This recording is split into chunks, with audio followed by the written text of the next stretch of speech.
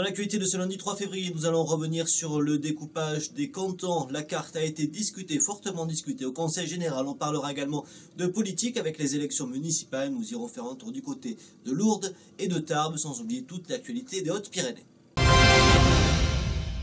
Et la politique avec la fin de semaine qui a été marquée par la carte du redécoupage des cantons dans notre département. Pour en discuter, le préfet des Hautes-Pyrénées s'est présenté à huis clos devant les élus du Conseil général qui étaient réunis en session extraordinaire vendredi. Un débat qui s'est animé dès le départ du préfet, ouvrant 5 heures de discussion supplémentaires, essentiellement entre les deux partis de la majorité, le PS et le PRG, car côté PS, on avait prévu d'adopter la carte, tandis que le PRG avait annoncé vouloir voter contre. Au centre, le président Michel Pellieu qui a tenté durant toute la journée de trouver des compromis. Vendredi, c'est vers midi que le vote est intervenu et la carte a été rejetée.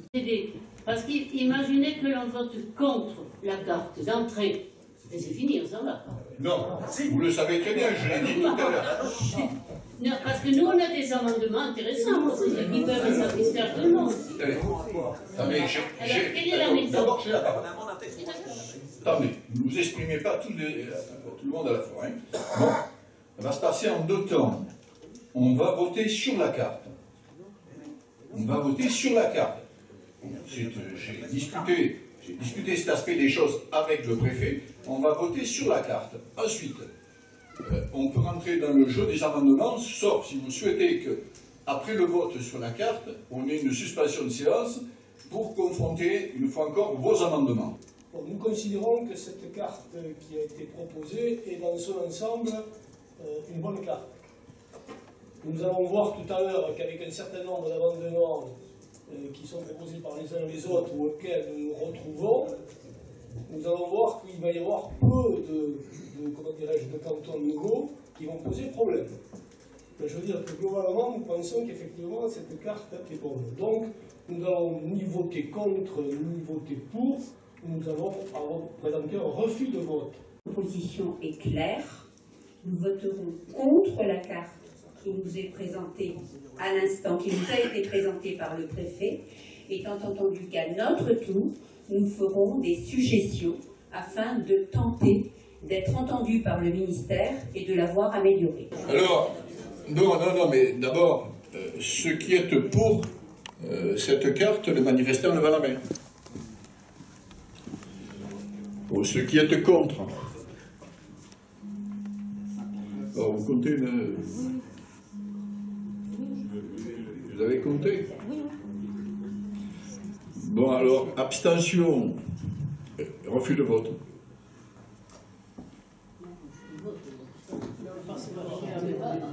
Non, mais utilisé tout à l'heure, refus de vote, alors moi... Oui. Eh bien, alors, permettez-moi de demander refus de vote.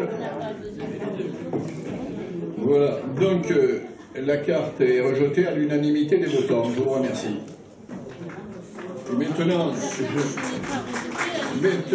la carte est rejetée à l'unanimité des votants. C'est pour ça que ne nous fait pas voter. Et je dis, Plus de 3 heures de débat et de suspension de séance ont été nécessaires pour voter les différentes modifications apportées à la carte. Ainsi, la communauté de communes de la Haute-Bigorre sera entièrement regroupée dans le nouveau canton de Bagnères. La communauté de communes de Gesp-Adour-Alaric retrouve l'agglomération Tarbes dans le canton de Barbazan, qui lui perd la commune de Sousse, qui rejoint le nouveau canton Orléans-Séméac. Tout cela toujours pour l'équilibre démographique. Le canton de Bordère, lui, retrouve les communes de la communauté qui entoure la commune de Bazette, et Lannemezan ne sera pas exclu des communes de sa communauté.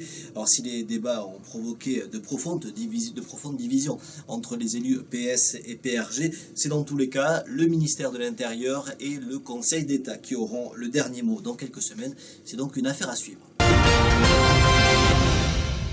Et on commence cette page spéciale municipale par Lourdes. Lourdes où la candidature annoncée du maire de Lourdes est intervenue. Jean-Pierre Artiganave, le maire sortant qui a attendu les derniers jours de janvier pour annoncer qu'il briguait un dernier mandat.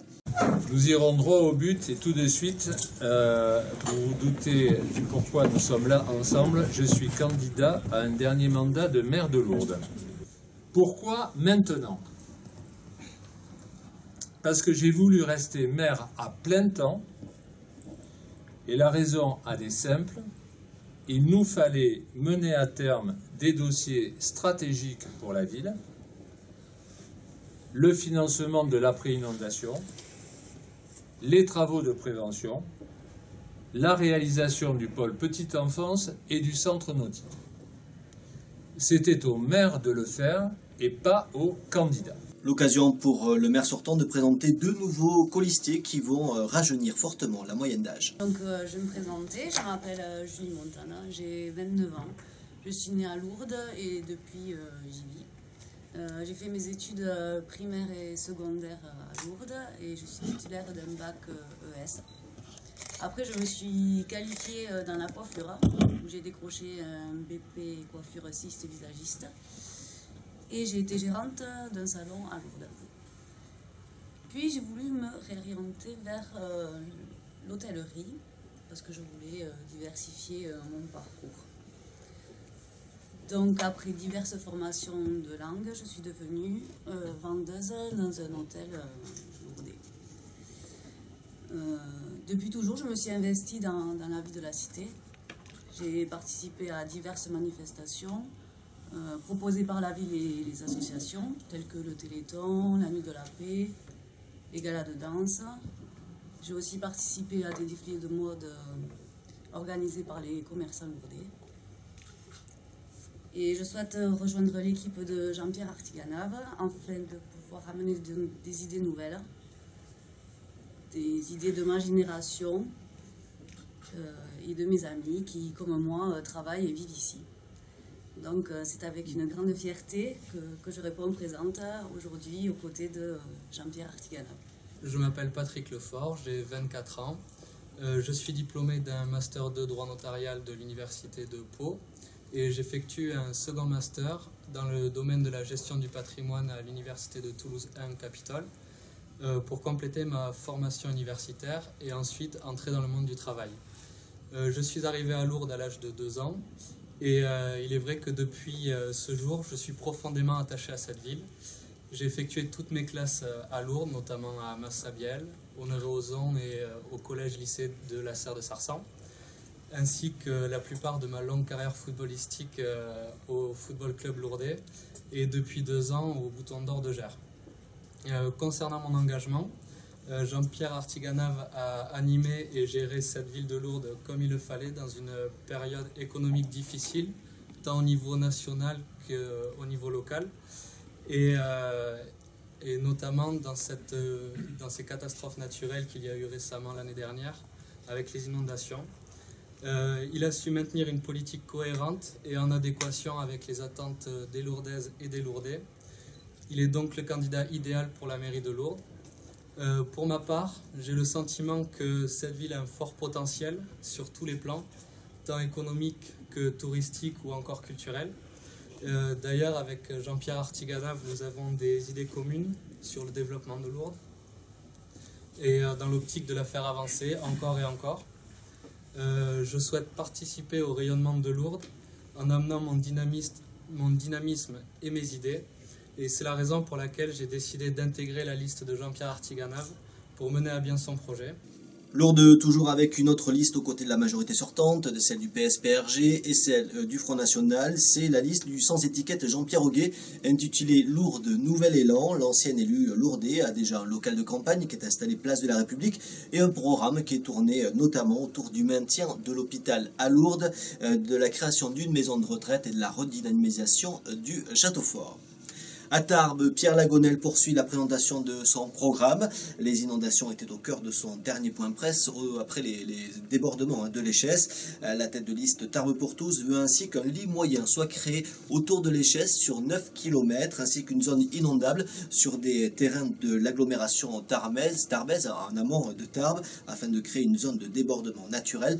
Coût de l'opération 1,5 million d'euros qu'il souhaite voir supporté par les contribuables de Tarbes, de Bordère, du Grand Tarbes, ainsi que par l'État. Un accident de la route samedi soir, peu avant le tunnel d'Aragnouette, c'était sur la commune d'Aragnouette. 2 voitures originaires d'Espagne sont entrées en collision. Pas de blessés, mais des dégâts matériels. L'agenda avec un rendez-vous Café Philo, le rendez-vous mensuel, c'est à l'étal 36, ce lundi à 18h30, le thème sera l'amour aujourd'hui. Pour la deuxième année consécutive, la FCPE des Hautes-Pyrénées se mobilise autour de l'aménagement des temps de l'enfant, notamment les rythmes scolaires, les nouveaux rythmes scolaires. La FCPE qui invite Claire Lecomte, qui est professeure émérite de psychologie de l'éducation, chercheur en chronobiologie, à une soirée et débat sur ce thème. Ce sera ce lundi à 20h à la Bourse du Travail à Tarbes. Et puis notez le concert de Edelweiss au Paris, mardi à partir de 20h30 en entrée gratuite dans la limite des places disponibles.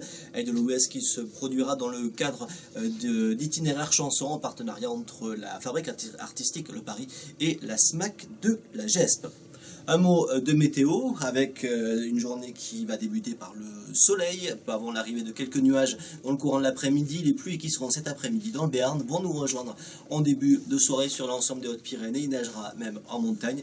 Les températures pour ce lundi seront fraîches, quelques gelées matinales puisqu'il fera -1 à Tarbes, -2 à Argelès et -4 à Haro, le thermomètre qui tournera autour de 8 à 10 degrés pour l'après-midi. Voilà pour la météo, voilà pour l'actualité de ce lundi 3 février dans le Hautes-Pyrénées. Pour la suivre en direct, c'est très simple, vous pouvez utiliser Twitter, @pyrénéinfo pour notre compte, les pages Facebook et puis bien sûr notre site pyrénéinfo.fr et tous nos sites locaux. Belle journée à tous.